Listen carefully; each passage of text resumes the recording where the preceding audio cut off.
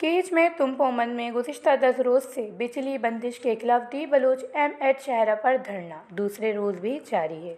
धरने में हक दो तहरीक के सरबराह मौलाना हिदायतुर रहमान बलोच, हुसैन वाडेला, पीएनपी के मरकजी secretary general Jahanzeb Baloch, doctor Abdul Ghafoor Baloch, Hammal Baloch और पीपल्स पार्टी और मकरान के सदर डॉक्टर बरकत बलोच, साबिक सूबाई वजीर मीर असगर रिंद और दीगर रहनुमा इजहार यकजहती के लिए धरने में पहुंचे।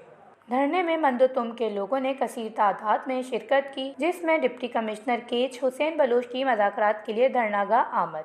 डिस्ट्रिक्ट कौंसिल केज के चेयरमैन मीर होतमाम बलोच डीसी केज के हमरा थे। डिप्टी कमिश्नर केज का मुजाहिरीन के साथ मज़ाकरात। मंदोतुम के वाजिबात की मद में जिला चेयरमैन मीर होतमाम बलोच ने 60 लाख रुपए और डीसी हुसैन जान ने 40 लाख रुपए देने का ऐलान किया और फिलहाल सिर्फ 8 घंटे बिजली देने का वादा किया है। लेकिन धरना कायदीन ने 18 या कम अज कम 12 घंटे बिजली फराहम करने का मुतालबा किया है।